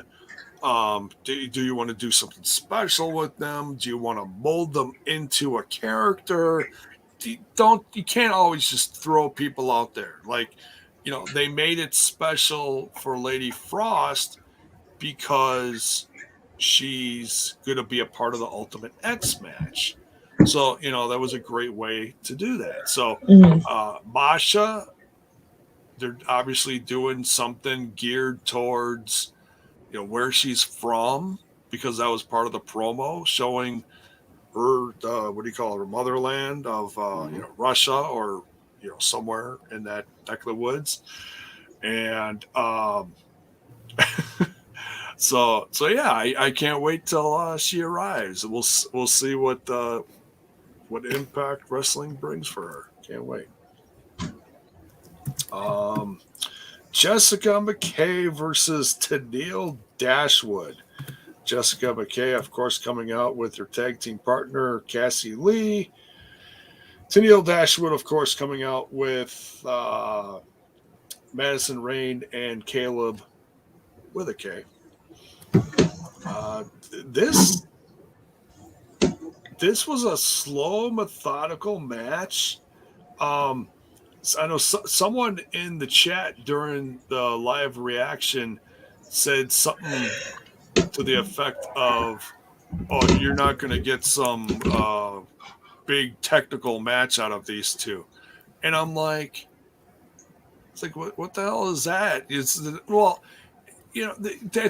That's like saying that you want them to put on a match like Bryan Danielson. Well, no, these ladies are not Bryan Danielson. They're going to put on the match that they put on. Right. It's that fucking simple. Right. Wow. It's just like why are you just automatically knocking them? It's like if you don't like them, that's one thing. If you're not a fan of them, it's one thing. But then to say like you're expecting them to do something else, well, that's just dumb. Whatever. Yeah. In my opinion, it's like, well, no, you're not going to be. They're not going to do that, of course. I felt the match that they put on here was good. It was slow. It was paced to their talents. What did you think about this, Alicia? I thought it was great. Very entertaining match. Interesting ending. Something to mix it up and throw more into this feud. I thought it was really good. Yeah, especially with Tenille getting the win. Bill. Now, you knew there was going to be, from the get-go, as soon as the inspiration arrived, that there was going to be something with Tenille. Sadly, she wasn't at the debut, the Bound for Glory tapings. But you knew as soon as they connected again, there was going to be something going on. And this was entertaining. Obviously, Kaleb getting involved is always entertaining. I love a good Kaleb spot. But obviously, Tenille gets the win here. Yeah. And that's big there. So that's going to be interesting to see how that plays out going forward. Because the inspiration have been pretty much bulletproof since they got here. So they obviously handling decay and everything, but now you got Tenille with the big win. So Influence has a claim on those knockouts tag titles. Yeah, so I mean they needed an opponent for Hard to Kill, so there you go. Tenille Dashwood gets the win here, and so you're gonna have the team of. I mean, I don't know if they've confirmed it yet. I don't know if that's been anywhere on the social medias. I didn't look. Anybody wants to check that? But it looks like we're going to get the Influence versus the Inspiration at Hard to Kill. I'm checking right now to see if it's confirmed. No complaints there, though. I'm excited about that. I felt like these two could only, like hang out so long before the feathers get Fluffed. if you will. Let's see. I'm just going to quick look at the events page here on the old website. Proud as a peacock. Okay, they have not updated that yet. Is it in the news? Yeah, now honestly, that could be something with best of specials coming the next 2 weeks. The breakup, the awards, and going over the best of, giving more details could be part of the shows as well. And announced by the coach, Scott D'Amore. There you go. We got matches. We got matches over here and over here and everywhere. Oh, I'm noticing here there's some subs being gifted out on Twitch. Thank you very thank much. you. Appreciate that. Subs.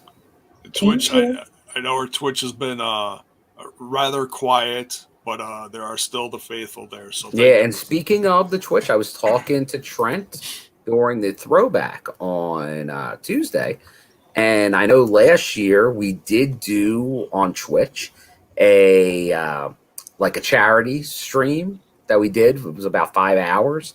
We went through the night, and I suggested if he's up for it, obviously J-Bone, Alicia. I know Stefan does one as well. But anyone that's open, coming and going, we're talking about maybe doing that again.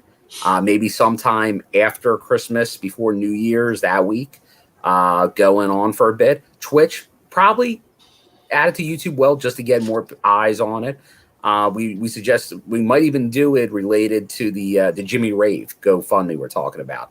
Maybe do a donation there, maybe mix it between a couple. But I think that's kind of what we're talking about. We did Toys for Tots last time. We're thinking about doing it for Jimmy Rave. So obviously, I know that was I believe it was a Twitch only last time. So definitely something to break between the best of shows. I'm sure we'll still be covering that. Talk to Jay, probably do something for the IPWF, at least a review. Maybe at some point during the weekend, maybe before family dinner at the worst case. But no, definitely keep your eyes out for that. Yeah, that's a great idea. But I mean, we we really didn't promote it much last time. It was really last minute thrown together. But last year we raised about 100. It was between 150 and 175 bucks for Toys for Tots. Yeah, so, and we did have like kind of the blessing of Impact Wrestling as well. And I think we're going to. I think Trent might be reaching out, or I may as well, to see if we could get kind of the same thing again this year. If they're if they'd kind of give the support behind it, that'd be great. Because obviously around this time of year, a lot of people need help, and obviously we know there's a lot of good causes out there. So if we can do our little part to help, we're happy to do so. Oh, sure. Yeah. So we'll talk more about that off air as far as where exactly it's going to go to. But there's plenty of options out there. I personally like the Jimmy Ray thing. I'm sure that family's not having an easy time this holiday season, unfortunately. So that's gets my vote, But yeah, like I said, we'll discuss that more off air. But yeah, so Tenille Dashwood beats Jessica McKay here, obviously giving them a shot at the Knockouts Tag Championships in the future, I'd imagine. And then last but certainly not least, we have in my own professional podcasting opinion, a great contract signing. And there's usually some kind of shenanigans, some kind of fight, but I really enjoyed where this one went. Scott D'Amore out there at the table talking about we're here for the contract signing. There's 3 spots at the table. One for the champ, Moose, of course, and 2. My ass. No, not there. On the opposite side of the table for Morrissey and Matt Cardona. Don't say it, Bill.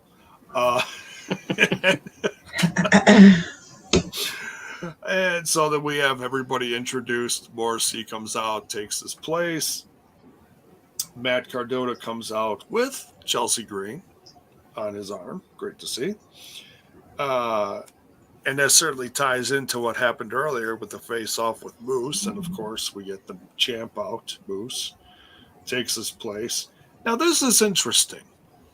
And I usually not one to say I called this, but there were a small bets being placed in the chat during the live reaction as far as, okay, who's going through the table?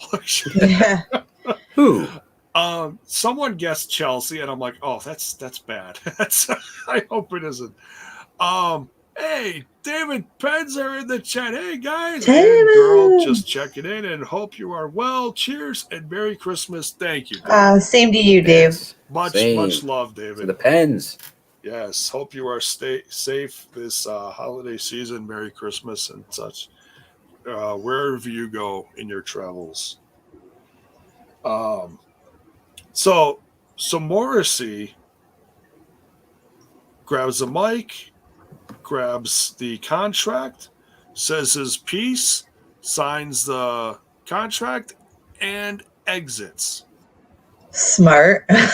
Right. Smart man. He saves it for the ring. I mean, and not the path that I honestly thought he was going to take, just with how, because he Moose has been in his ear. Right. And he doesn't trust anyone. Smart.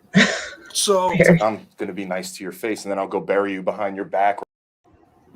Exactly. They were all laughing at us. Yeah. They laughed, and they laughed, and they laughed, and they laughed. They're all going to laugh at you. Oh, great movie.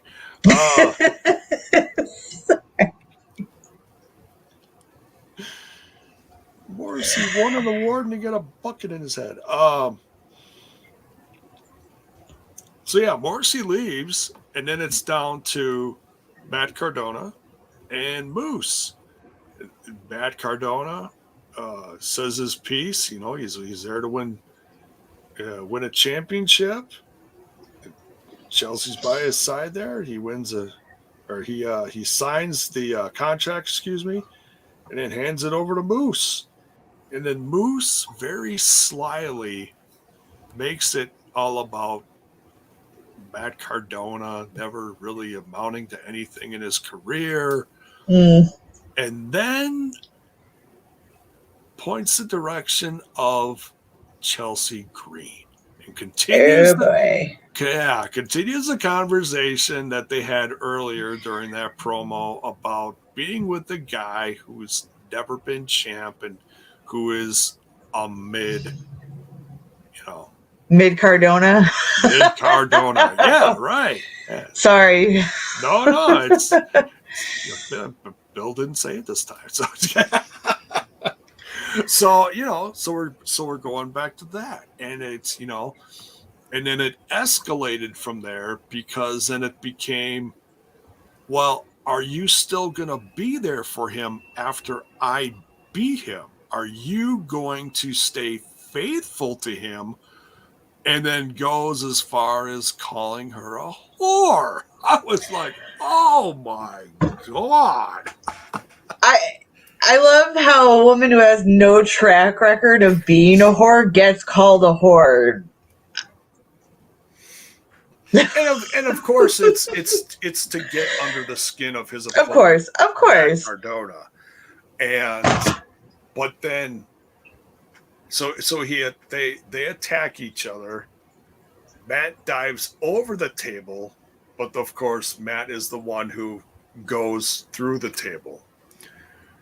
And as Chelsea is there over Matt, helping him, looking after him, no security. Scott's long gone. Thanks, security. You did a great job this episode. Nailed it. Moose leaves and then comes back, throws Chelsea to the side and attacks Matt some more. Goes to this end segment here is so intense and so well put together. He goes to hit Matt with a chair. Chelsea stops him. There is this awkward tug of war pause between the two where they get closer and closer on the chair. I don't know if you noticed that, but they did. And then he gets he ducks a shot of, because you don't even notice Matt getting up during this. Mm-hmm. Matt's got the chair, goes to swing at Moose, nails Chelsea right in the head, and happened so fast I couldn't even tell if it was like protected or unprotected, but it just was it was perfect. She's out cold. That's like, holy shit, what did I just do? And that's where it ends. Moose just goes up the ramp then, like, of course. My job is done here. I have planted the seed of untrust in my opponent. Did he though? I mean, he just moved out of the way. Anything could have happened in that notion. And that's the thing. Time will tell. Is Chelsea going to excuse me, is Chelsea going to retaliate against Matt for this, switch sides and go with Moose? No. Is she going to become awkward? Right? Is she going? What's her side character? The Laurel Van Ness. Yeah, is she gonna like LVN? Is she gonna Right, turn into that? Is she gonna turn into the real mess? So she got her brain scrambled. Right. And someone said, I don't remember who said that at the bottom of at the end of the live reaction, but someone mentioned here something like, "Here comes the hot mess." After that happened, it's like could be. Yeah, she does play like the split personality, like the Two-Face. Right. So if anything, it could be more of the hot mess character, or maybe that would be something if it was like a Return to Laurel Van Ness, former Knockouts champion. Great storytelling if it is. The wedding dress comes out.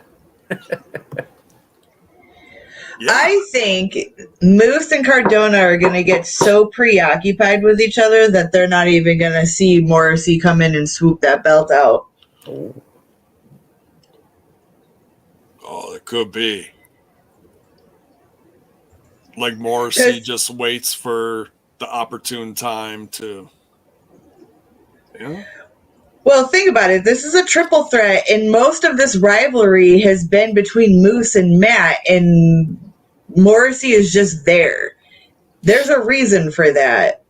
And it's because these two clowns are so into sowing the seeds of dissent and trust that they are completely ignoring that there is like a 7-foot-tall monster ready to rip both their heads off when they're not looking. So, you know. Commander CJ here and says, and the wedding's supposed to be New Year's Eve, so... Okay.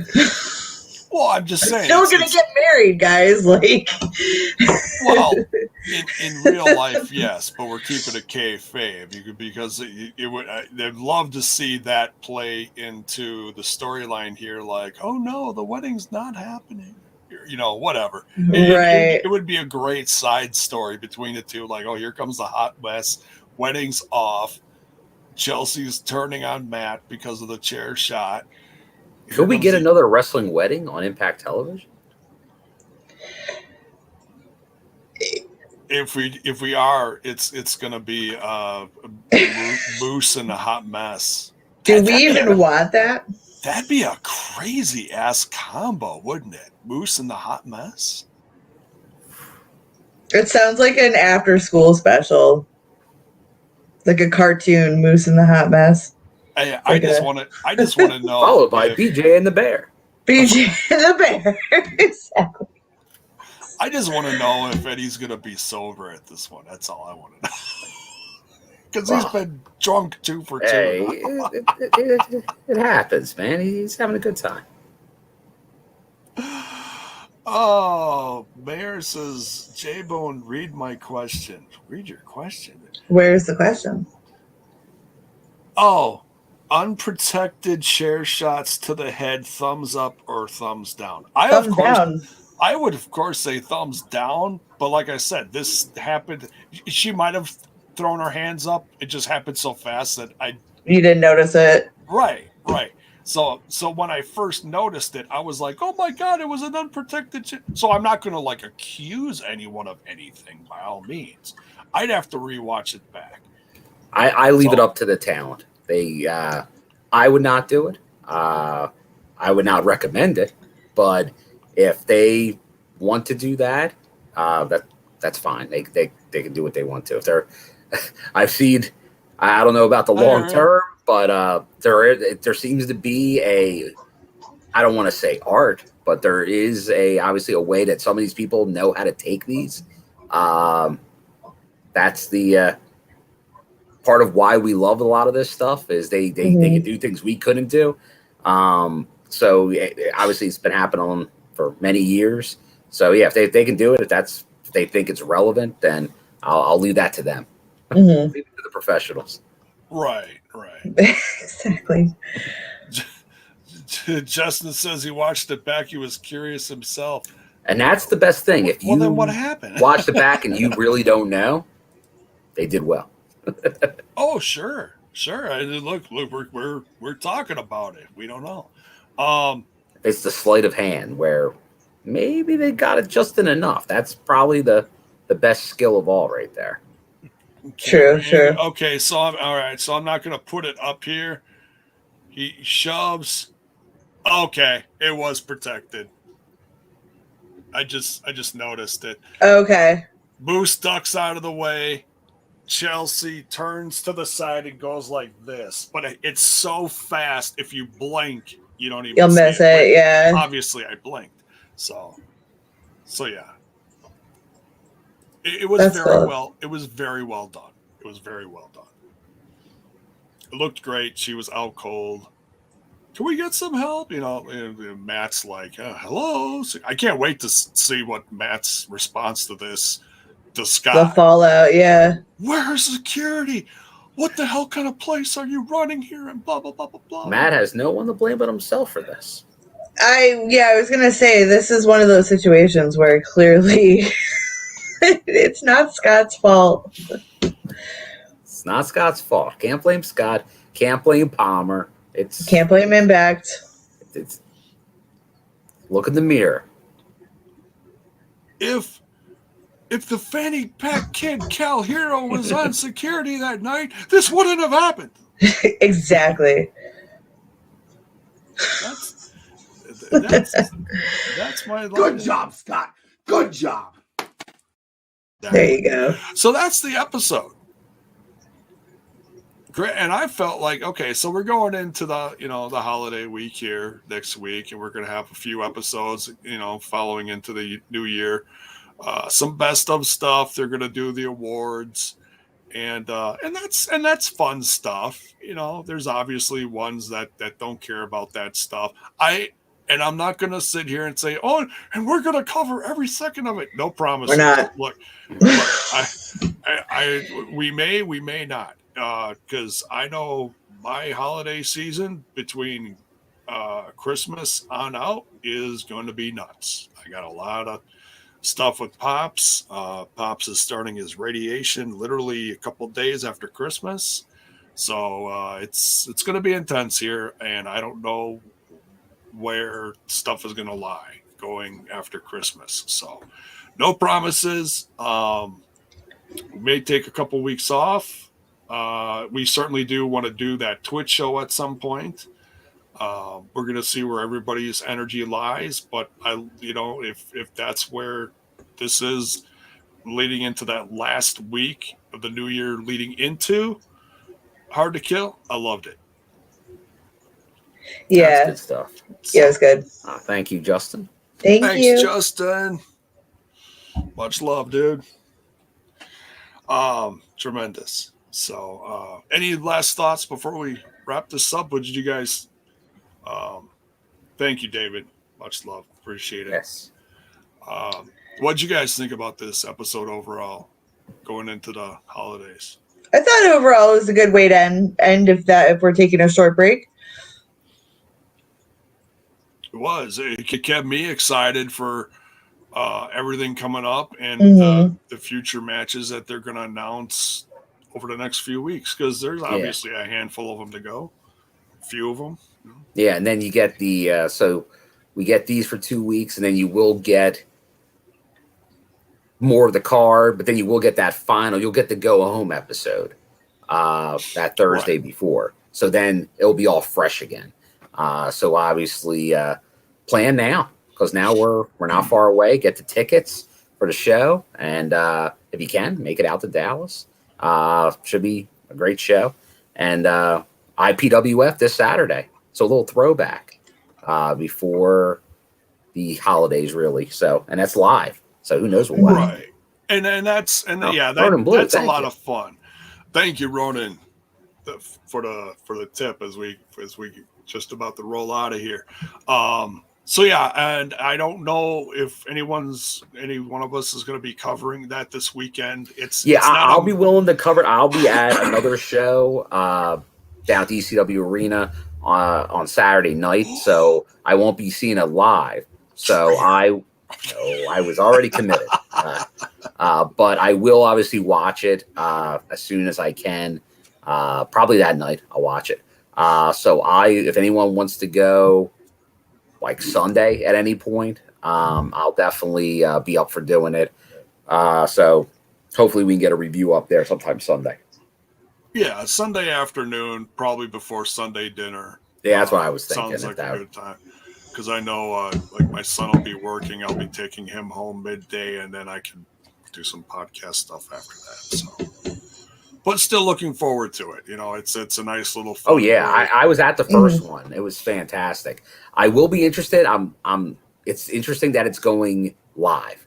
I would not have expected it to be a live pay-per-view. Right. My guess is they're going to have to get a lot of stuff in the can beforehand, like some vignettes and stuff like that for the wrestlers, because that was like a big part of the last show. But I do like that it's IPWF / the major wrestling figure guys with their stomp stuff / the Talking Shop of Mania guys. So it's like it's like the multiverse of Impact Wrestling. So I'm very intrigued by how it all goes together. Right. It looks like it's going to be now that you put it that way, and they're putting it in the sense of the IPWF from 1984. Yeah, because it was 83 last time, so now it's probably it's 84. Right. So or 85 maybe. I don't know. Just a bunch of goofiness. I love it. It's a lot of fun. The first one was great. This one is obviously going to have some different characters in it because different roster, that everything changes. So all right, let's wrap this up. Alicia, where can they find you? You can find me on the Twitter and the Instagram and lurking in the Discord under the handle Alicia BKK. Lurking. Watching. But Bill, where can they find you? They can find me mainly on the Twitter, but same on the Instagram at my name, William M. Gardner. Like I said, this Saturday, Philadelphia area, I will be, actually this Friday first, it's wrestling back at the Farmers Market on a Friday this week. So I will be there tomorrow, or now later today at this time. But I know someone asked earlier, like, why we weren't seeing the new Spider-Man movie. I'll have you know, after I finish this up, I don't sleep. I'm going to the very rare 2:15 in the morning showing of the new Spider-Man movie. So, not gonna lie, I'm a little jealous. Bless your heart. So I will be doing that, and then I'll probably just go from there to work. So I will at some point maybe catch a few hours sleep, and then I will do a little wrestling at the Farmers Market, and then pass out, and then back to the ECW Arena for wrestling Saturday night. So it will be some busy times ahead, but hey, after work tomorrow, technically I'm off for the rest of the year. So using that PTO that I had left over. So next year, hopefully planning to use most of it for Impact Wrestling related stuff. So I gotta get it all prepared. There you go. Well, in all that stuff, I hope that you and everybody, and you too, Alicia, everybody stays safe this holiday season in all your travels and everything we do. So, excuse me. So, all right, as we get out of here, you can find me over on the old Twitter box at JBone5150. That's JAYBONE 5150. I'm also on that other little podcast that I just brought back after almost a month-long hiatus, covering Final Battle over at Smash This Podcast on the YouTube, Twitch, and all the socials, the Facebox, the Twitter box, and the Instaneck. This podcast, all you got to do is look up We Talk Impact, and you can find it on all the socials, the Facebox, the Twitter box, and the Instaneck, and of course here on YouTube, Twitch, and wherever you get your podcast audio. Ready? Apple, iTunes, Stitcher Radio, Google Play, TuneIn Radio, iHeartRadio, Spotify, SoundCloud, Pandora. Just type in Total Nonstop Impact, and boom, you'll find us there. So, everyone have a safe weekend going into the holidays here. Everybody, just hug your loved ones, That's all I can say, because you never know. You never know. And yeah, we will see y'all. If we don't see you anytime on Saturday, we'll see you Sunday night sometime, and we'll get announcements out there when we'll be live next. So much love, everyone. Take care. Good night.